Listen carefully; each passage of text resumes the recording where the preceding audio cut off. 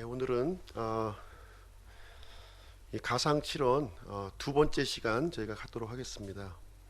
아더 핑크의 이제 가상칠언 이제 책을 기초로 해서 이제 하나님의 말씀을 전하도록 하겠습니다. 다 같이 누가복음 23장 말씀 보시겠습니다.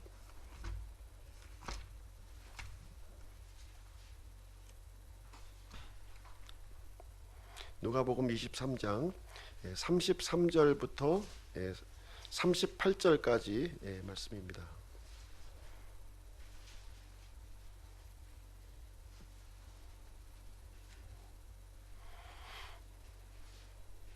찾으셨으면 한 절씩 교독하시도록 하겠습니다. 33절. 그들이 갈보리라 하는 곳에 이르러 거기서 그분을 십자가에 못 박고 그 범죄자들도 그렇게 하니 하나는 오른편에 다른 하나는 왼편에 있더라.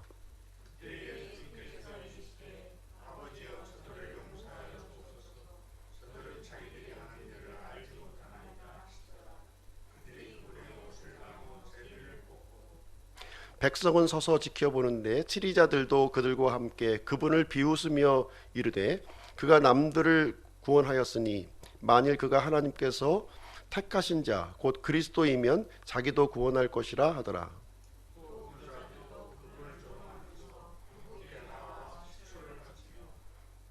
이르되 내가 만일 유대인들의 왕이거든 내 자신을 구원하라 하더라. 그분 위에는 그리스어와 라틴어와 히브리어로 이 사람은 유대인들의 왕이라 쓴 글도 있더라. 자, 예수님께서 이제 십자가에서 못 박히시는 이제 주변 광경을 저희들이 한번 같이 읽어보았습니다.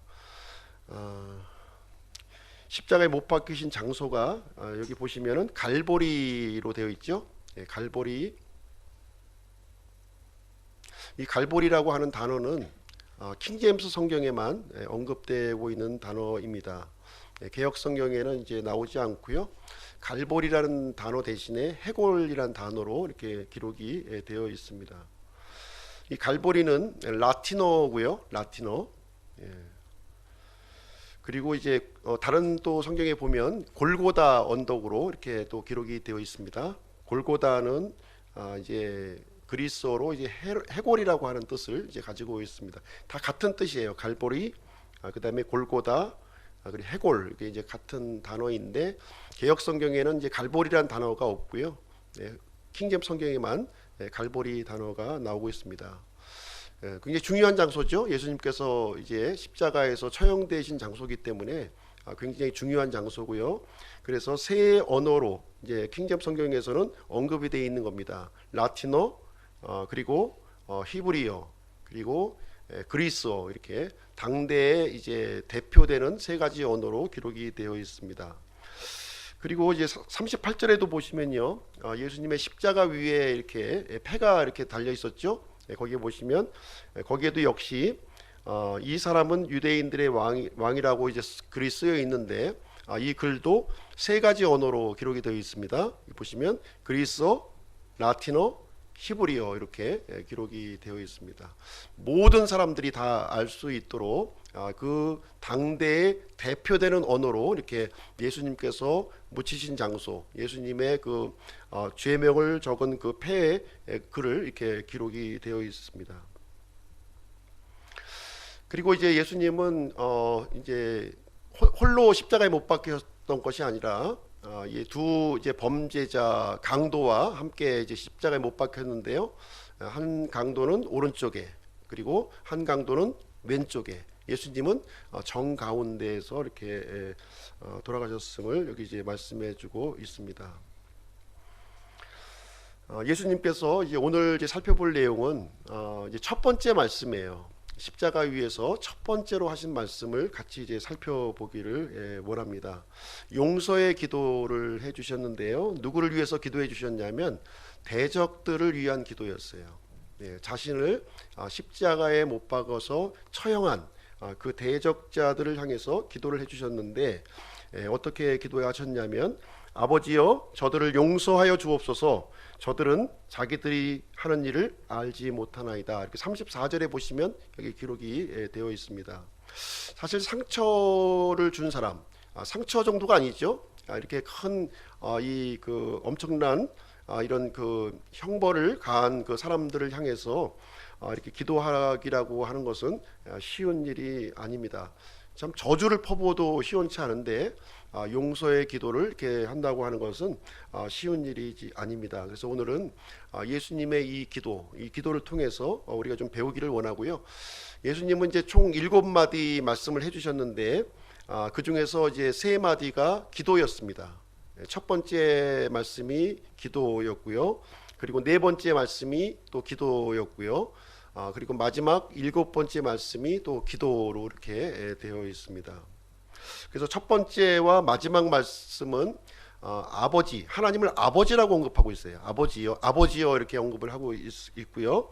네 번째 그 말씀에서는 그 기도에서는 하나님이라고, 나의 하나님이라고 또 이렇게 표현하는 모습이 좀 다르게 표현이 되어 있습니다. 그래서 첫 번째와 이제 마지막 기도는 아버지와의 관계에서 기도를 했고요. 중간 부분 네 번째 이제 말씀 기도는 하나님과의 관계 속에서 기도를 하셨구나 하는 사실을 우리가 이제 생각을 해볼 수 있겠습니다. 그래서 이제 이 첫 번째 그 예수님께서 하신 말씀을 이제 우리가 보면은 또 세 부분으로 좀 나눠볼 수 있을 것 같아요. 세 부분으로 처음에는 이제 아버지여 이렇게 시작을 하고 있습니다. 예수님은 이 극심한 고난 중에서 가장 먼저 이제 이 예수님의 마음 속에 이 담아두었던 분이 누구냐면 아버지였어요. 아버지를 제일 먼저 생각했고 제일 먼저 언급하는 모습을 우리는 보게 되었습니다.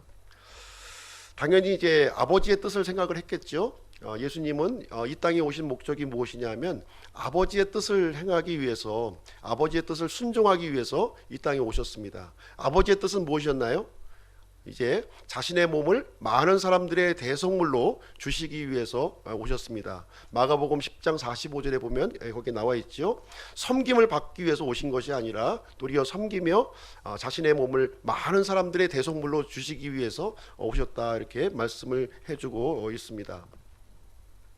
두 번째 부분은 이제 이 자신의 대적들을 향해서 이제 용서해 달라고 하는, 그 죄를 용서해 달라고 하는 기도를 해주고 계십니다.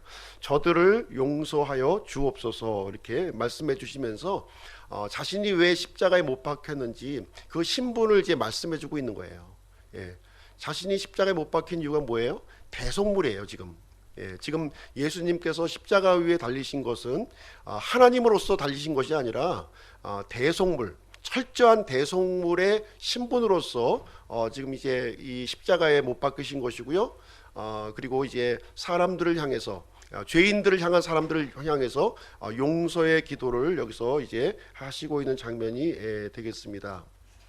그래서 예수님은 이 그 자신의 두 손목이 이 굵은 대못이 박힐 때, 굵은 대못이 박힐 때 저들을 용서하여 주옵소서 이렇게 했고요.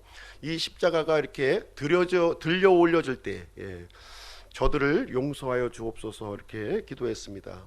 그리고 예수님 주변에 수많은 그 사람들이 또 몰려 있었죠. 거기에 보면 치리자들도 있었고 백성들도 있었고 이 군병들도 이렇게 몰려져 있었습니다. 그런 사람들이 이제 야유와 이제 비난을 이제 퍼부었는데요. 그런 사람들을 향해서까지도 지금 저들을 용서하여 주옵소서라고 하는 기도를 하셨다는 것을 우리는 이제 생각을 해보게 됩니다. 예수님은 이제 이 공생의 기간 동안에 이제 가르쳐 주신 내용이 뭐냐면 용서에 대한 가르침이었어요. 그렇죠? 용서에 대한 가르침을 이제 해주셨는데 지금 이제 가장 힘든 장소, 가장 그 아주 극심한 처참한 장소에서 자신이 가르친 그 말씀을 실제로 몸소 실천하는 장면을 우리가 이제 보게 됩니다. 그리고 이제 마지막 세 번째 부분은 또 어떻게 구성이 이제 말씀을 하셨냐면 저들은 자기들이 하는 일을 알지 못하나이다 이런 말씀을 해주신 거예요. 만약에 저들이 자신이 하나님이고 메시아라고 하는 사실을 진짜로 알았다면 이렇게 십자가에 못 박지 않았겠죠. 네, 그래서 메시아라고 하는 사실을 몰랐기 때문에 이것을 이제 그 일을 한다고 하면서 그 이제 죄를 범한 사람들을 위한 변호의 말씀을 해주시는 거예요. 변호자의 신분으로서. 예. 이 고난을 당한 당사자 입장이 아니라 이 변호자의 입장에서 이제 죄인된 사람들을 위해서 기도하는 장면이 여기에 이제 포함이 되어 있습니다. 사실 우리들은 참 우리의 죄로 말미암아 죽을 수밖에 없는 죄인이에요. 그렇지 않습니까? 이 거룩하신 하나님 앞에 이 정도의 차이는 있겠지만 모두 하나님 앞에 다 미달된 자들이죠. 예, 하나님의 영광에 도달하지 못했던 우리 죄인들입니다. 이 죄인들이 우리가 이제 구원받을 수 있었던 이유는 뭐냐면 예수님께서 이 십자가 위에서 용서의 기도를 해주셨기 때문에 우리가 이제 구원을 받을 수 있게 된 것입니다. 그래서 예수님의 이 첫 번째 기도를 통해서 이 죄인들이 참 이 하나님의 진노의 심판을 받아서 이제 심판을 받아야 될 죄인들이 하나님 앞에 나아갈 수 있는 그 길이 이제 열리게 되었음을 우리에게 얘기해 주고 있습니다. 그래서 이 용서의 기도, 대속물로 십자가에 못 박히신 예수님께서 하신 이 용서의 기도 때문에 우리 사람들에게, 모든 인류들에게 하나님의 은혜가 부어질 수 있는 그 길을 우리에게 마련해 주신 거예요. 그 길목을 예수님께서 열어주시게 된 것입니다. 그래서 예수님의 이 3년 반의 공생의 사역을 이렇게 살펴보게 되면은 기도로 시작하셨고 기도로 마쳤구나 하는 사실을 우리가 알게 됩니다. 예수님께서 공생에 처음 시작하실 때 이제 요르단강에서 이제 침례를 받으셨죠. 침례를 받자마자 이제 하나님 아버지께 기도하는 장면이 거기에 나옵니다. 누가복음 3장 21절에 보시면 기도를 하셨고, 지금 이제 십자가에서 마지막 생을 마감하는 이 자리에서 아버지 하나님께 기도하시는 장면을 우리가 보게 됩니다. 그래서 예수님의 사역을 한마디로 표현하면은 기도로 시작하셨고 기도로 이제 마무리하셨음을 우리가 이제 볼 수가 있습니다. 그래서 아버지여 저들을 용서하여 주옵소서, 저들은 자기들이 하는 일을 알지 못하나이다, 이렇게 하면서 첫 번째 말씀을 이제 여기서 해 주시게 되었습니다. 그럼 이 첫 번째 이제 하신 이 말씀을 좀 의미에 대해서 이 시간에 잠깐 살펴보는 그런 시간을 갖도록 하겠습니다.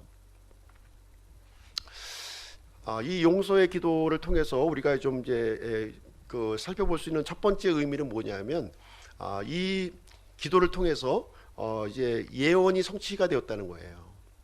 이 기도가 바로 구약 성경에 기록되어 있는 예언의 성취였다, 이렇게 우리에게 말씀을 해주고 있습니다. 이 내용을 어디서 찾아볼 수 있냐면 구약 성경 이사야서에서 한번 찾아볼 수가 있는데요. 이사야서 53장을 보시게 되면 이제 고난받는 종에 대한 이야기가 이제 거기에 기록이 되어 있습니다.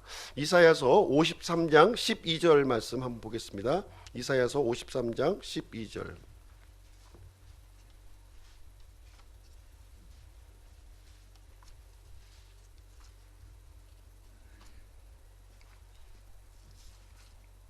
(53장 12절)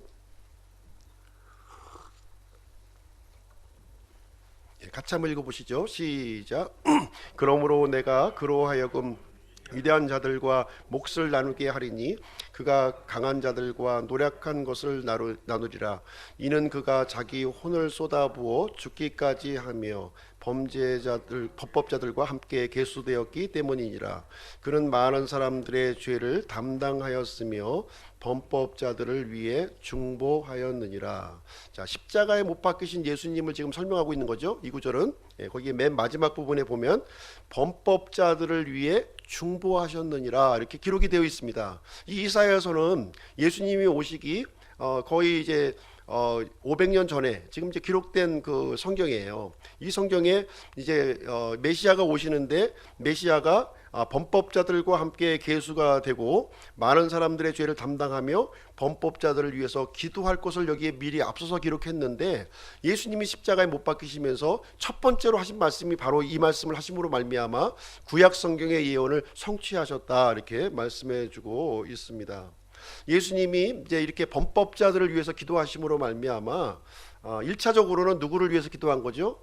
1차적으로는 유대인들을 위해서 기도한 거예요. 유대인들 자신을 이렇게 십자가에 처형을 했던 유대인들을 위해서 이제 기도하신 게 됩니다. 그래서 예수님은 이 기도를 통해서 이 하나님으로부터 기도의 응답을 이제 받게 됩니다. 기도의 응답을 받게 돼요. 1차적으로 이 기도에 대한 응답이 어디에서 이루어지게 됐냐면 오순절날 이루어져요. 오순절날 이 베드로의 설교를 통해서 이 유대인들이 이 3천 명의 그 유대인들이 이제 회개하는 장면이 이제 거기에 기록되어 있습니다. 이 예수님의 기도가 이제 하나님의 응답을 받아서 성취하는 장면이 오순절날 이루어지는 모습을 보게 되고, 오늘날에도 수많은 죄인들이 예수님의 이 그 하나님 앞에 드려지는 이 기도 때문에 우리가 구원을 받을 수 있고 하나님 앞에 나아갈 수 있는 길을 이렇게 열어주시게 되었습니다. 두 번째로 이제 이 말씀의 의미를 좀 살펴보게 되면 어떤 의미가 있냐면, 예수님의 이 기도는 평범한 이 사람으로서의 기도라는 거예요. 평범한 사람으로서의 기도, 죄를 용서해 달라고 하는 이 기도는 평범한 사람의 기도예요. 하나님으로서 기도한 것이 아니라 평범한 사람으로서의 기도였다는 것을 우리에게 말씀을 해주고 있습니다.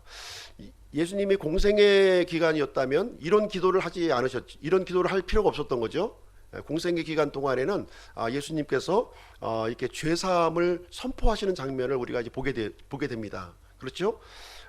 우리가 이제 마태복음 9장에 보시면 이제 중풍 이제 마비병에 걸린 사람들을 이제 지붕을 뚫고 예수님 밑으로 이제 내려놓는 장면이 이제 거기에 기록되어 있는데, 그때 이제 예수님께서 이제 그 사람들을 향해서 어떻게 얘기하냐면, 아들아 기운을 내고 내 죄들을 용서받을지어다 이렇게 말씀하시면서 사람의 아들이 사람의 죄를 이렇게 사해 줄 수 있는 그런 권능이 있다고 하는 사실을 이제 말해주고 있습니다. 그 외에도 이 죄사함에 대한 선포를 이제 곳곳에서 하시는 장면이 이제 거기에 기록이 되어 있고요. 그러나 이제 지금 십자가에 달린 입장에서는 상황이 달라진 거죠. 예수님은 하나님으로서 십자가에 달리신 것이 아니라 지금 이제 범죄자로 계수가 되어서 지금 이제 이 희생 헌물로 지금 이제 십자가에 있는 것이기 때문에 죄 용서를 선포할 수 있는 상황이 아닌 거예요. 신분이 아닌 거죠. 그래서 아버지 하나님께 죄 용서를 이렇게 부탁하는 장면이 여기에 이제 기록이 되어 있습니다. 세 번째로 우리가 좀 살펴볼 수 있는 내용은 뭐냐면, 하나님은 죄를 심판하시는 분이라는 거예요. 하나님은 죄를 심판하는 분이시다. 지금 이제 예수님이 이제 십자가에 못 박히셨는데 사실 이제 하나님의 아들이셨죠. 하나님의 아들이세요. 근데 예수님이 이제 대속물로서 십자가에 이제 못 박히셨습니다. 그러면 아버지 하나님 입장에서는 바로 자신과 같은 자신의 분신이 십자가에 이제 지금 못이 박혀 있는 상황이에요. 그런 상황에서 하나님께서는 그 아들 하나님에게 진노의 심판을 지금 퍼붓게 되는 것입니다. 그래서 하나님은 반드시 누구든지 누구를 예외하고 누구를 막론하고 이 죄가 있다면 반드시 심판하시는 하나님이시다 하는 것을, 심지어 아들이라 할지라도 그 죄가 포함이 되어 있다면 심판할 수밖에 없는 하나님이심을 우리에게 말씀해주고 있는 것입니다. 그래서 우리가 이제 심지어 모르고 지은 죄도 우리가 속죄함을 받아야 되는 거예요. 알고 지은 죄는 반드시 우리가 속죄함을 받아야 되죠. 모르고 지은 죄도 우리가 속죄함을 받아야 됩니다. 현실 세계에서도 마찬가지죠. 모르면은 우리가 좀 용서가 되나요? 저 몰랐습니다. 예를 들어서 설명을 좀 드리면은 교통위반을 했어요. 교통위반을 딱 했는데 저 몰랐는데요. 그러면 이제 교통경찰관이 용서 안 해줍니다. 몰라도 스티커를 떼야 되는 것이죠. 현실의 법에서도 몰라도 우리는 이 속죄를 해야 되는 거예요. 몰랐다는 것은 하나님 앞에서 변명이 되지 않는다는 거죠. 반드시 거기에 대해서는 이 응당한 이 대가를 치러야 되는데, 하나님은 그 털끝만한 죄도 죽음으로, 이제 거룩하신 하나님은 죽음으로 심판하시는 분이심을 여기서 말씀해주고 있는 것입니다. 네 번째로 우리 이제 이 예수님의 첫 번째 말씀을 통해서 생각해 볼 수 있는 내용은 뭐냐면 인간의 마음이 눈이 멀어 있다는 거예요. 지금 인간의 마음이 눈이 멀어 있다. 지금 사실 이제 예수님께서는 공생의 사역 기간 동안에 자신이 하나님의 아들이라고 하는 사실을 누차에 말씀드렸어요. 한 번, 두 번 얘기한 것이 아니라 예수님은 자신이 하나님으로부터 보냄 받은 사람이라고 하는 사실을 성경 곳곳에 자신을 이제 말씀을 해주셨습니다. 말씀으로도 이렇게 증명해 주셨고 또 자신의 삶으로도 이 내가 하나님이다 하는 사실을 이스라엘에 살고 있는 모든 사람들에게 이렇게 증거를 해 주셨습니다. 심지어 기적을 통해서 하나님이라고 하는 사실을 이렇게 보여주셨어요. 요한복음에는 대표적으로 7가지 기적, 하나님만이 이렇게 일으킬 수 있는 7가지 기적을 기록하고 있습니다. 명백한 증거를 하나님이라고 하는 사실을 이렇게 알려주었어요. 그럼에도 불구하고 이 이스라엘 민족들은 예수님을 십자가에 못 박은 거예요. 가장 로마의 가장 이 대적자에게 극형을 처하는 그 십자가의 형벌로 예수님을 죽인 것입니다. 이것은 영적으로 눈이 멀어 있다는 거예요. 영적으로 눈이 가려져 있기 때문에 무엇이 진실한 것이고 무엇이 진리인지 알지 못하는 그런 상황에 이루어졌습니다. 이 끔찍한 비극은 오늘날에도 마찬가지예요. 오늘날에도 마찬가지입니다. 오늘날에도 수많은 책자를 통해서 수많은 또 이 설교자를 통해서 수많은 증거를 통해서 예수 그리스도가 하나님이라고 하는 사실을 곳곳에 증거하고 전파하고 있습니다.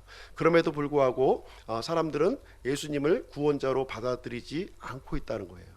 이것은 영적으로 눈이 멀어 있는 거예요. 영적으로 내 스스로 이것을 듣지 않으려고 귀를 막고 눈을 감고 손바닥으로 하늘을 가리고 있는 상황이에요. 그렇지 않습니까? 예수님이 생명의 주요 하나님이시요 한다면 당연히 우리가 무릎 꿇고 믿어야 됨에도 불구하고 여전히 죄 속에 거하면서 세상 속에 거하면서 이렇게 쾌락 속에 거하면서 이 생명의 주를 받아들이지 않고 있다고 하는 사실은 영적으로 눈이 멀어 있고 귀가 멀어 있기 때문에 예수님을 이제 받아들이지 않는 것이다 하는 것입니다. 심지어 알려고 하지도 않는 거죠. 알려고도 하지 않는 거예요. 그것은 영적으로 눈먼 증거를 우리에게 보여주고 있는 것입니다. 그래서 하나님께서는 여러 가지 죄가 되지만 그 중에서 가장 큰 죄가 뭐냐? 인류의 구원자로 보내주신 유일한 분 예수 그리스도를 믿지 않는 죄, 이것이 가장 큰 죄라고 이렇게 말씀을 해주고 있는 거예요. 이 죄로 심판을 받는 겁니다. 나중에 이제 우리가 이제 하나님의 심판대 앞에 서게 될 텐데요. 만약에 내가 거부하신 분, 내가 십자가에 못 박히신 분이 바로 하나님이라고 하는 사실을 우리가 발견했을 때 얼마나 낭패를 당하겠어요. 그렇지 않습니까? 참 부끄러워서 내가 어떻게 저분을 내가 참 미쳐도 너무 미쳤지 내 머리를 치면서 저분을 왜 안 믿다니 그 수많은 권유와 그 증거를 내가 받아들이지 않았다니 하면서 땅을 치고 통탄하는 일이 이제 그때 가서 이제 이루어지게 될 겁니다. 그때 가서는 이제 후회도 늦은 거죠. 그 전에 이 수많은 증거, 부인할 수 없는 이 증거에 내가 무릎을 꿇고 그분을 구원자로 받아들이는 것이 너무 필요하다 하는 것을 우리에게 알려주고 있습니다. 그래서 주님께서는 십자가 위에서 기도하시는 거예요. 그럼에도 불구하고 아버지여 저들을 용서하여 주옵소서 저들은 자기들이 하는 일을 알지 못하나이다 이렇게 얘기하고 있습니다. 그래서 우리가 이 성경 말씀을 통해서 또 하나님의 말씀을 통해서 우리가 영적인 분별력을 알아야 돼요. 영적인 분별력을 육신의 이끌림에 따라서 우리가 가게 되면 종착지는 무덤입니다. 무덤이에요. 그러나 우리의 영을 따라서 우리가 이제 가게 되면 우리는 생명의 길로 우리가 갈 수 있음을 우리에게 알려주고 있는 것입니다. 다섯 번째 의미를 한번 살펴보도록 하겠습니다. 십자가에서 하신 첫 번째 말씀, 다섯 번째 의미를 말씀드리면 예수님은 자신의 가르침을 친히 몸소 실천하셨다는 것을 여기에서 알려주고 있습니다. 예수님은 이제 공생의 기간 동안에 이제 용서에 대한 가르침을 이제 많이 해주셨어요.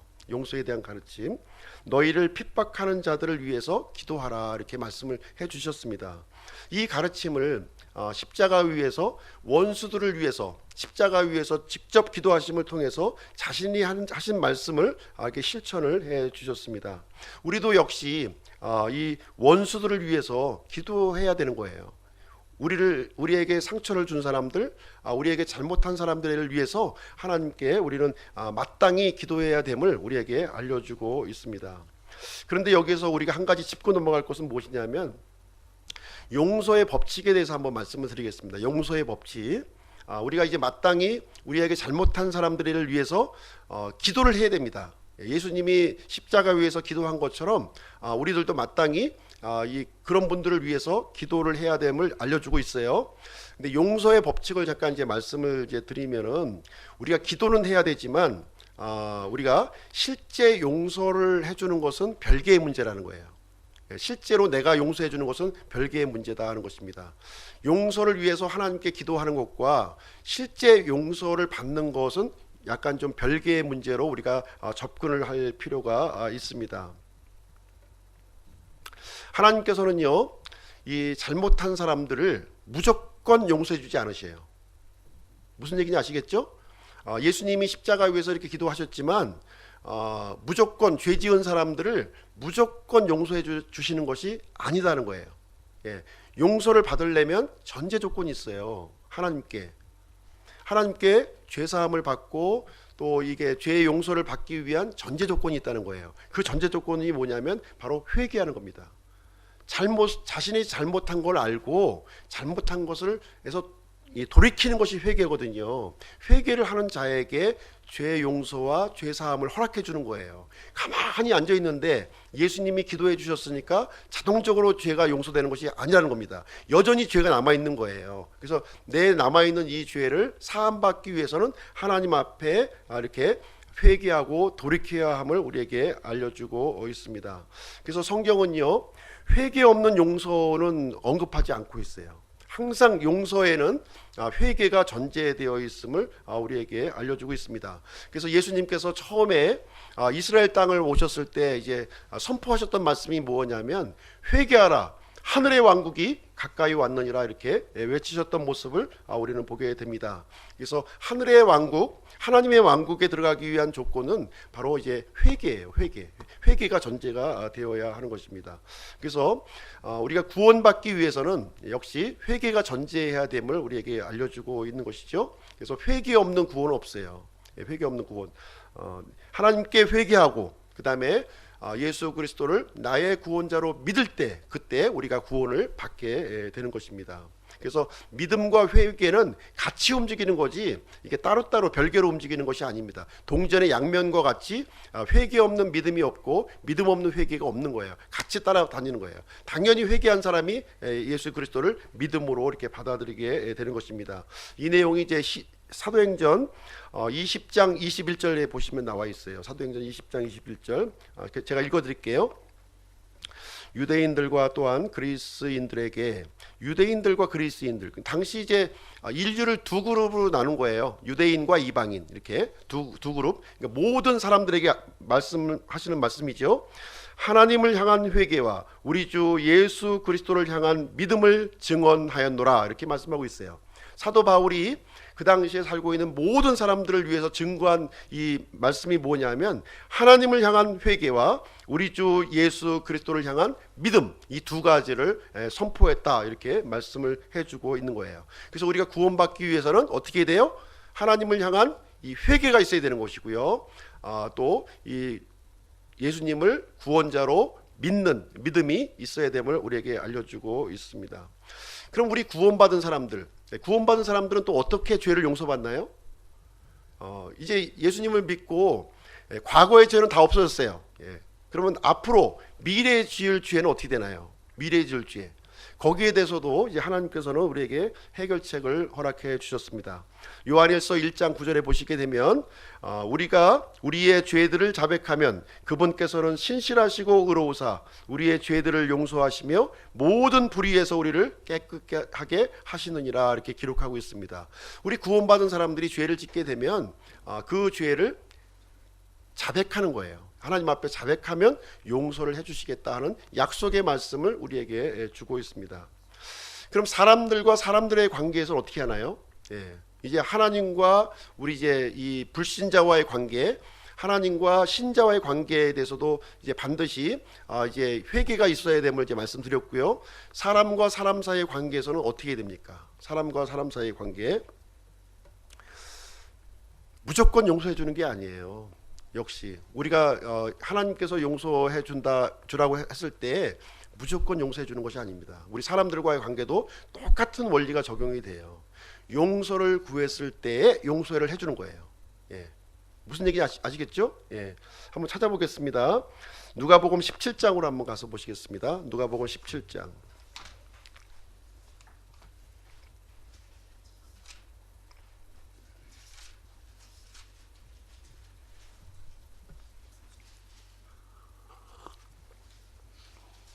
3절 4절 읽겠습니다.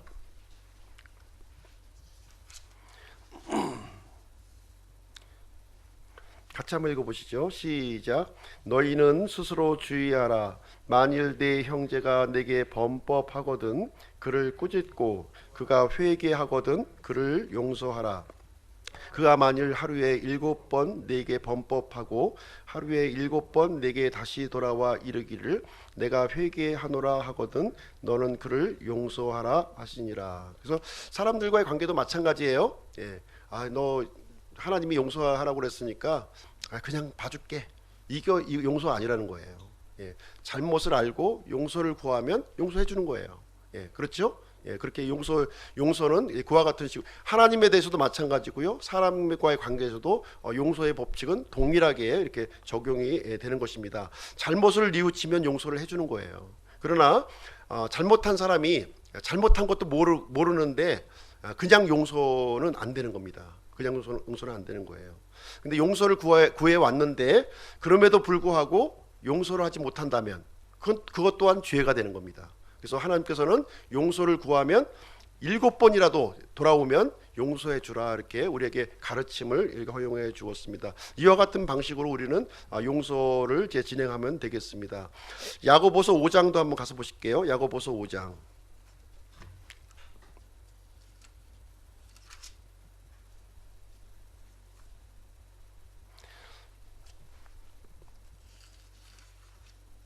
야고보서 5장 16절 말씀입니다. 16절.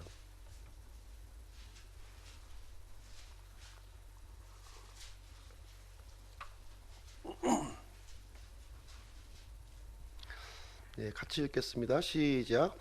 너희 잘못들을 서로 고백하고 너희가 병 고침을 받도록 서로를 위해 기도하라. 의로운 자의 효력 있고 뜨거운 기도는 많은 유익이 있느니라. 여기 보시면 이제 너희 잘못들을 서로 고백하라 그랬지요. 서로 고백하라 그랬습니다.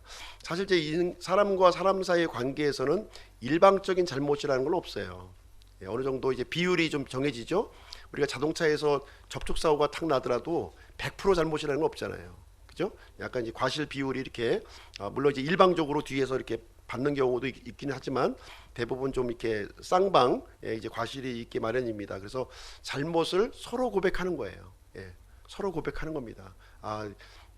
좀 잘못을 좀 과하게 하고 좀 이제 덜 하는 부분이 있겠죠. 이제 그런 있겠지만 서로 이제 잘못을 구했을 때 사람과의 관계가 이렇게 잘 화평하게 해결되리라 이렇게 생각을 합니다. 그리고 이제 우리가 기본적인 마음은 예수님께서 십자가 위에서 기도한 것처럼 용서를 위해서 기도하라는 거예요. 그 얘기는 무슨 얘기냐면 그 죄를 지은 사람들이 회개하고 돌아올 수 있도록 하나님께서 은혜를 베풀어 주십사 하고 기도를 드리는 그런 내용이 되겠습니다. 자, 십자가에서 이제 그 첫 번째 하신 말씀, 여섯 번째 의미를 좀 말씀드리겠습니다. 여섯 번째 의미 우리가 생각해 볼 것은 무엇이냐면은 예수님께서 이제 피를 흘리셨다고 하는 사실을 우리가 좀 기억할 필요가 있어요. 예수님은 십자가에서 가공으로 이렇게 못 박힌 척으로 흉내낸 것이 아니라 퍼포먼스를 한 것이 아니라 실제로 못이 박혔고 피가 흘렸다고 하는 사실을 우리는 이제 기억을 할 필요가 있습니다. 이것은 무슨 얘기냐면 구약 시대에는 이제 짐승이 이제 피를 흘려서 이제 하나님 앞에 죄 용서를 받았지요. 그러나 이제 예수님께서는 자신의 피를 흘려 주심으로 말미암아 이제 완전히 죄를 사할 수 있는 그 근거를 십자가에서 우리에게 마련해 주셨다고 하는 사실입니다. 그래서 율법에 의하면 피가 없이는 용서가 되지 않는 거예요. 반드시 피가 흘려져야 돼요. 예수님께서 이제 죽으시는 방법이 여러 가지가 있었겠죠. 여러 가지. 그래서 이 피 흘리는 방법을 통해서 죽으심으로 말미암아 우리의 그 속죄 이 사역을 신이 십자가에서 진행하셨음을 우리에게 말씀을 해주고 있습니다. 그래서 우리가 이제 예수님의 이 피 흘림을 통해서 그냥 구원받는 게 아니에요. 우리가 용서를 받기를 위해서는 반드시 죄에 대한 이 돌이키는 일, 사람 편에서는 돌이키는 일이 있어야 되는 겁니다. 하나님 편에서는 이 완전한 그 예수님이 죽으심으로 말미암아 이제 죄를 사해 줄 수 있는 완벽한 근거를 마련해 주셨어요. 이제 사람 편에서 이제 해결을 해야 되는 거예요. 사람 편에서는 돌이켜서 그 하나님께로 돌이키는 것이 사람 편에서 해야 될 일임을 우리에게 얘기를 해주고 있습니다. 그래서 우리가 구원받는 것은 내가 열심히 교회 나오고 열심히 성경 읽고 열심히 착한 일 해서 우리가 구원받는 게 아니에요. 왜 어떻게 구원받냐면 이 구원이라고 하는 것은 우리가 노력해서 받을 수 있는 것이 아니라는 거예요. 이것은 하나님의 선물로 주어지는 거예요. 선물. 다시 말하자면 예수님의 십자가의 공로, 그 공로를 나의 공로로 받아들이는 거예요. 내가 죽어야 될 그 죽음을 예수님이 대신 죽으셨다고 하는 사실을 이제 받아들이는 거예요. 내가 받아들이는 겁니다. 그랬을 때 이제 그 예수님의 그 구원이 나에게 이제 이루어진다 이렇게 말씀을 해주고 있습니다. 그래서 예수님은 십자가 위에서 이제 우리를 위해서 기도해 주신 거예요. 우리를 위해서, 죄인된 우리를 위해서 기도해 주신 겁니다. 아버지여 저들을 용서하여 주옵소서. 저들은 자기들이 하는 일을 알지 못하나이다 이렇게 얘기하면서 예수님은 자신의 피를 들고서 하나님 앞에서 기도해 주신 거예요. 그래서 예수님의 이 사역, 이 공로를 내가 예수님께서 나를 위해서 죽으신 그 사역을 받아들이겠습니다. 아멘 하고 받아들이게 되면 하나님께서 나의 이 주홍 같은 죄를 제거해 주신다 이렇게 약속을 해 주신 내용이 되겠습니다. 일곱 번째로 우리가 생각해 볼 것은 무엇이냐면 예수님께서 신이 이렇게 십자가에서 죽으심으로 말미암아 하나님의 이 사랑, 이 뜨거운 사랑을 이 십자가 위에서 우리에게 나타내 주셨다는 내용을 우리에게 알려주고 있습니다. 그래서 예수님은 마지막 순간까지 혼신의 힘을 들이면서 이 하나님과 분리되어 있는 이 사람들이 하나님 앞으로 이렇게 돌아올 것, 사람들이 나올 것을 간절히 참 목숨 걸고 지금 이제 호소를 하고 있는 거예요. 목숨 걸고 저들의 죄 문제를 좀 해결해 주세요. 돌이킬 수 있도록 좀 도와주세요. 하나님의 은혜를 베풀어 주세요 하면서 자신의 피를 들고 이제 요청을 하고 있는 것입니다. 이 간곡한 요청을 받아들이는 사람에게는 그 이제 하나님과 함께 할 수 있는 그런 그 놀라운 일을 주시겠다 이렇게 약속을 해주고 있는 것이 되겠습니다. 결론을 드리도록 하겠습니다. 이제 첫 번째, 예수님께서 첫 번째 하신 말씀이에요. 첫 번째 하신 말씀을 우리가 이제 살펴보았습니다. 이 기도는 다른 사람을 위한 기도가 아니라 나를 위한 기도예요. 나를 위한 기도. 옆집 아저씨를 위한 기도도 아니고요. 저기 이제 길 건너집에 살고 있는 사람들을 위한 것도 아니고 나를 위한 기도를 예수님께서 해주고 있습니다. 이 기도를 거절하는 것은 참으로 두려운 일이에요. 두려운 일입니다. 예수님은 나의 죄를 용서해 달라고 하나님께 기도하셨습니다. 내가 할 일은 뭐냐? 돌이키기만 하면 된다는 거예요. 예. 그 하나님께 내가 믿기를 원합니다 하고 돌이키는 겁니다. 예수님은 십자가에서 모든 용서의 근거를 다 마련해 주셨어요. 자신의 피를 흘려 주셨고요. 이 용서의 기도를 이렇게 해 주셨습니다. 예. 이제 우리가 이제 잘못한 것들을 우리가 이제 에서 돌이키는 일만 이제 남았다는 거예요. 우리가 잘못한 일이 뭔가요? 예. 꼭 살인하고 이 나쁜 짓 한 것만 잘못한 것이 아니라 내가 왕 노릇하고 내가 주인 노릇한 것이 가장 큰 죄예요. 예. 하나님을 제쳐놓고 내가 주인 노릇하며 산 것이 가장 큰 죄라고 하는 사실입니다. 그래서 예수님을 통해서 이제 진정한 하나님을 나의 주인이요 나의 하나님으로 이제 받아들이면서 하나님의 뜻 가운데 살겠습니다. 지금까지는 내 뜻대로 내 방식대로 살아왔지만 180도 돌이켜서 이제 나를 창조해 주신 그 하나님께 내가 180도 돌이켜서 나의 왕이요 나의 하나님으로 섬기면서 살아가겠습니다. 이 결단이 이 구원의 결단이 되겠습니다. 그래서 우리 구원받은 사람들도요 역시 죄에서 자유로울 수는 없습니다. 그렇죠? 예, 그럴 때마다 이 죄를 지을 때마다 하나님 앞에 용서를 우리가 구해야 되는 것입니다. 요한일서 1장 9절에 있는 약속의 말씀처럼 우리가 죄를 자백하고 용서를 구하면 하나님이 용서해 주시겠다 이렇게 말씀을 해 주셨습니다. 이 죄라고 하는 것은 가장 치명적인 거예요. 구원받은 사람이든 구원받지 않은 사람이든 가장 치명적인 거예요. 하나님과 분리시켜 주는 겁니다. 아주 흉악한 거예요. 그래서 이 죄에서 돌이키는 것이 굉장히 필요한 일이 됩니다. 회복의 은혜를 구해야 되는데 예수님께서 다 이루어 주셨고요. 예수님의 피를 의존해서 하나님 앞에 나아가기만 하면 되는 것입니다.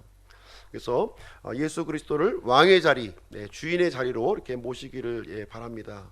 그리고 우리가 이 하나님의 뜻, 예수님의 뜻을 행할 때 평안과 기쁨을 우리가 이제 얻을 수 있게 됩니다. 그래서 죄 용서의 평안함을 누리시는 우리 기쁨 침례교회 성도님들이 되시기를 주님의 이름으로 축원드립니다.